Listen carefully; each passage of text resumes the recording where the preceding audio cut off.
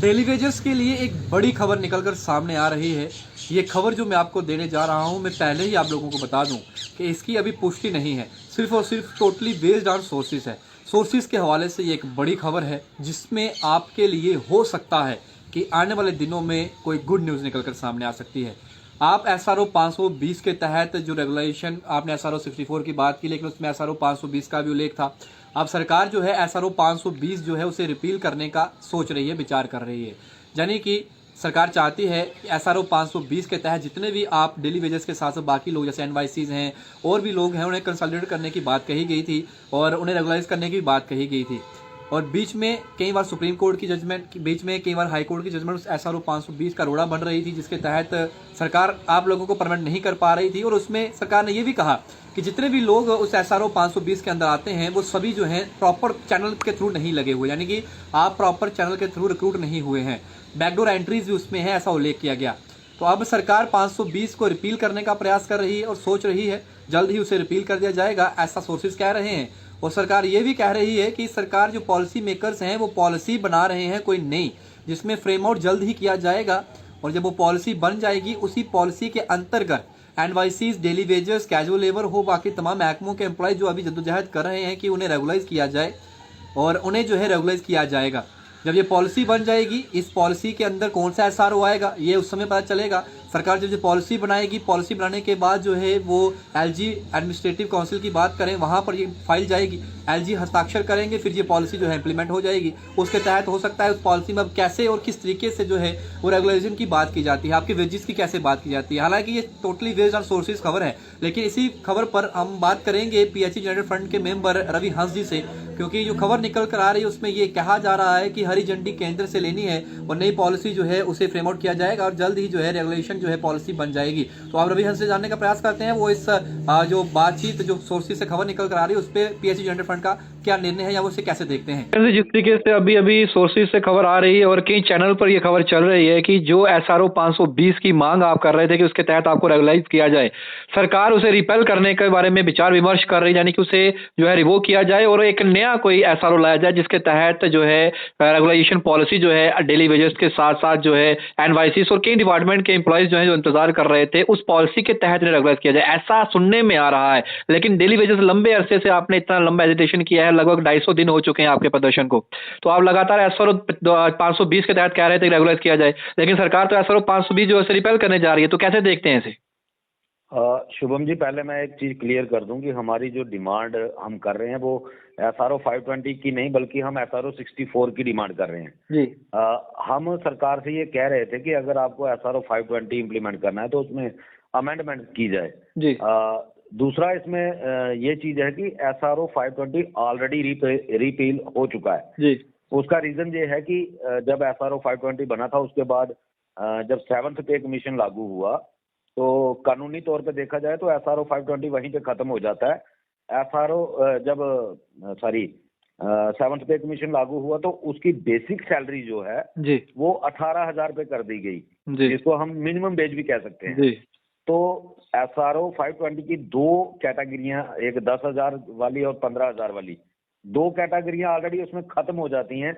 अगर सरकार हमें रेगुलाइजेशन देती है, परमानेंट एम्प्लॉयज का स्टेटस देती है, तो वो उसकी कैटेगरी खत्म हो जाती हैं। जी। तो ये एक कानूनी उसमें ये है कि वो SRO ऑलरेडी खत्म हो चुका है। जी। हमारी दूसरी डिमांड ये थी कि हमें SRO 64 दिया जाए जिसमें कि सर्विस के बेनिफिट हमें मिले। 520 तो मुझे लगता है कि सरकार नहीं इम्प्लीमेंट कर सकती है कानूनी तौर पे भी। जी। तो डिमांड हमारी जो है SRO 64 की है। रवि जी, एक चीज़ तो यहाँ पर गौर फरमाने की ये रहेगी, क्योंकि जिस तरीके से आपका एजिटेशन तमाम एम्प्लॉयज़ जो अभी भी जैसे आपके साथ साथ कई और महकमों के एम्प्लॉयज़ जो हैं वो प्रदर्शन कर रहे हैं, अपनी मांगों को रख रहे हैं, तो सरकार भी चाहती है कि समाधान हो, लेकिन जिस तरीके से ये खबर आ रही है, हालांकि इस पर अभी कोई पुष्टि हम नहीं कर रहे हैं, सिर्फ ये जो है सूत्रों के हवाले से खबर हमारे पास पहुंच रही है कि केंद्र की हरी झंडी का इंतजार किया जा रहा है कि और पॉलिसी जो है, पॉलिसी मेकर्स जो है वो पॉलिसी कोई नई पॉलिसी फ्रेम कर रहे हैं जिसके तहत, जिसके अंतर्गत आप लोगों को बुलाया जाए और बाकी लोग जो हैं, बाकी डिपार्टमेंट के लोग हैं उन्हें भी लाया जाए। तो अगर ऐसा होता है या फिर कोई आप तक कभी इन्फॉर्मेशन पहुंचती है तो वो भी हम मीडिया तक जरूर पहुंचाएंगे, लेकिन अगर ऐसा होता है, वाकई में सरकार ऐसा कर रही है, तो आप सोचते हैं कि एक वेलकम स्टेप होगा। देखिए, अगर सरकार इस तरीके का कोई कदम उठाती है तो उसका वेलकम स्टेप बिल्कुल रहेगा। और दूसरा ये है कि हमारा साफ स्पष्ट ये कहना है सरकार को, हमने हर टेबल पे ये कहा है, हमें SRO 64 से कुछ भी कम मंजूर जो है वो नहीं है, क्योंकि SRO जो 520 था, 520 के अंदर सिर्फ कंसोलिडेट किया जा रहा था, परमानेंट एम्प्लॉयज का स्टेटस हमें जो है नहीं मिल रहा था। जी। तो इसलिए हमारी ये डिमांड है कि हमें परमानेंट एम्प्लॉयज के दायरे में लाया जाए। सरकार SRO कौन सा बनाती है, किस तरीके का बनाती है, हमें उससे कोई लेना देना नहीं। जी। हमने कभी भी सरकार के सामने कोई कंडीशन नहीं रखी, हमने सिर्फ अपनी तरफ से अपना पक्ष रखा था कि SRO 64 में जो बेनिफिट हैं जी। वो हमें मिलने चाहिए। SRO क्या बनाती है सरकार, किस तरीके से करती है, वो सरकार का काम है। सरकार अपना पक्ष रखे, जब सरकार अपना पक्ष रखेगी, अगर उसमें कुछ कमियां होंगी तो वो हम जरूर उसके बारे में उनको अवेयर कर देंगे। दूसरा ये है कि जो सरकार की, जो आप जैसे आपने कहा कि सोर्सेज के हवाले से खबर मिल रही है, जी। जी। तो ये सोर्सेज के हवाले से बहुत सारी खबरें आती हैं, हम इतने ओवर कॉन्फिडेंट अभी नहीं है। जी। रही बात सरकार अगर कोई पॉलिसी बना रही है तो सरकार को पब्लिक डोमेन में पहले वो पॉलिसी जो है वो लानी चाहिए। जी। जी सर, अभी एक चीज़ जानना चाहूँगा आपसे मैं। 250 दिन लगभग आपके हो चुके हैं आप प्रदर्शन करते हुए, और अब बीच में कई बार उतार चढ़ाव, कई बार गिरफ्तारियों का, 2 लाठीचार्ज का सामना किया आप लोगों ने। आपके कई लीडर्स जो PH यूनाइटेड फ्रंट की बात करें, उनकी गिरफ्तारियां भी हुई, आपके एम्प्लॉइज़ जो हैं उनकी भी गिरफ्तारियां हुई, लेकिन आपने काम जो है वो ठप नहीं किया। लेकिन पिछले दिनों आपने एक प्रेस वार्ता की जिसमें ये कहा कि शायद 5 से 6 मार्च आपने कहा कि हम आह्वान देंगे काम छोड़ हड़ताल का, और हम दिन रात जो है 24 घंटे यहीं पर 48 घंटे यहीं बैठेंगे PH ऑफिस के अंदर। तो किस तरीके से देखते हैं कि आज सरकार जो है उसके बाद से ये थोड़ा-सा कि उसमें डिरेल हो जाए आपका वो मूवमेंट, इस वजह से भी ये खबरें जो हैं वो हवा में भी हो सकता है कि उड़ाई जा रही हों? बिल्कुल शुभम जी, ये आज से सिलसिला नहीं चल रहा, लेकिन 7 फरवरी 2020 जब हमने इस आंदोलन की शुरुआत की थी, तब से लेके ये लगातार सिलसिला चल रहा है। जब भी हम कोई बड़ी कॉल देते हैं तो सरकार की तरफ से ये ऐसी गुमराह करने वाली खबरें जो है निकल के आने लगती हैं। तो इसलिए मैंने पहले आपको कहा कि हम इतने ओवर कॉन्फिडेंट नहीं है। दूसरा, हमने ये आपने जैसे 5-6 तारीख का जिक्र किया, 5-6 तारीख नहीं बल्कि 16 मार्च को हमने 72 घंटे की काम छोड़ हड़ताल पे जाने का निर्णय लिया है, क्योंकि पिछले आपने देखा 17 अक्टूबर के बाद लगभग हमारी 4-5 सीटिंगें जो डिवकाम जम्मू के साथ हुई थी, जिनमें उन्होंने पहले हमें 1 महीने का टाइम मांगा, करते करते 2 महीने गुजरे, फिर उसके बाद फिर 22 दिसंबर को 1 महीने का टाइम मांगा, लेकिन वो महीना भी गुजर गया। अब 28 को जब हमने प्रोग्राम किया तो सरकार को थोड़ी सी परेशानी भी क्रिएट हुई, और जीवल चौक पूरा जो जाम रहा था पूरी सिटी। तो हम कभी वायलेशन वाले रास्ते पे जाना नहीं चाहते, लेकिन सरकार हमें मजबूर कर रही है कि आप लोग इसी तरीके के कदम उठाओ। इसीलिए हमने 16 मार्च से 72 घंटे की काम छोड़ हड़ताल पे जाने का फैसला किया है। अगर उससे पहले सरकार हमारे फेवर में डिसीजन ले लेती है तो हमें कोई शौक नहीं है कि हम लोग सड़कों पे आए।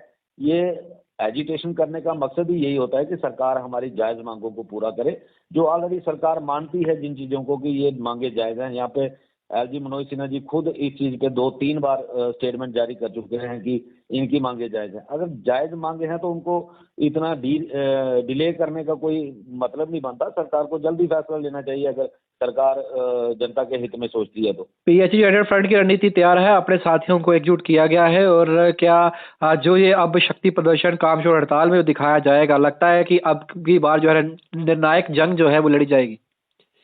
बिल्कुल बिल्कुल शुभम जी, ये हमने पहले दिन से कहा था कि अभी नहीं तो कभी नहीं, और पॉलिसी नहीं तो घर वापसी नहीं। आप देखेंगे कि अगर 16 मार्च के प्रोग्राम की नौबत आती है तो ये 3-4-5 दिन, जितने दिन भी ये प्रोग्राम चलेगा, जम्मू में बहुत सारी प्रॉब्लम्स क्रिएट होने वाली हैं। एक तो पानी की दिक्कत आएगी, दूसरा ट्रैफिक व्यवस्था जो है वो सरकार से संभाली नहीं जाएगी, क्योंकि तमाम जम्मू प्रोविंस के लोग जो हैं वो जम्मू में एकत्रित होने वाले हैं।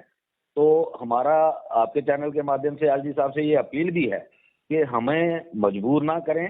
जिस तरीके का मजाक ये पिछले दिनों 11 रुपए बढ़ाकर किया गया, तो ये चीजें एम्प्लॉयज के अंदर और ज्यादा गुस्सा पैदा कर रही हैं। LG साहब को चाहिए कि जो भी डिसीजन, हमने कभी शर्त नहीं रखी, हमने हर एक टेबल, एडमिनिस्ट्रेटिव टेबल पे जब भी हमारी बात हुई है, हमने कभी नहीं कहा कि आप 60,000 लोगों को वन टाइम में कर दो। हमने कहा जो सरकार कर सकती है सरकार वो तो करे। दूसरा, आपने अदर डिपार्टमेंट्स की भी बात की, तो अदर डिपार्टमेंट्स का कहीं सीजनल लेबर काम होता है, कभी हफ्ते में 5 दिन काम होता है, कभी किसी का 10 बजे ऑफिस लगता है, 4 बजे उसको छुट्टी हो जाती है। लेकिन PH पर्टिकुलर एक डिपार्टमेंट ऐसा है जिसका काम 24/7 आवर चलता है। असेंशियल सर्विस में हमारा PH डिपार्टमेंट आता है। तो एसेंशियल सर्विस के अंदर कैजुअल अप्रोच हो ही नहीं सकती। अगर केंद्र सरकार की बात करें या एलजी साहब की बात करें तो वो कानूनी दायरे का बड़ा जिक्र करते हैं और कानूनों की बड़ी दुहाई देते हैं कि जो जम्मू कश्मीर जो कानून के दायरे में रह के चलेगा। तो मैं उनको ये बताना चाहता हूँ कि कानून कहता है कि परमानेंट नेचर के जॉब के ऊपर कैजुअल अप्रोच नहीं हो सकती। और आप भी लगातार 3 साल से उसी कैजुअल लेबर से आप एसेंशियल सर्विस डिपार्टमेंट चलवा रहे हैं, तो ये कानूनों का भी वायलेशन है। सरकार को जल्दी इस पे कोई ना कोई डिसीजन ले लेना चाहिए।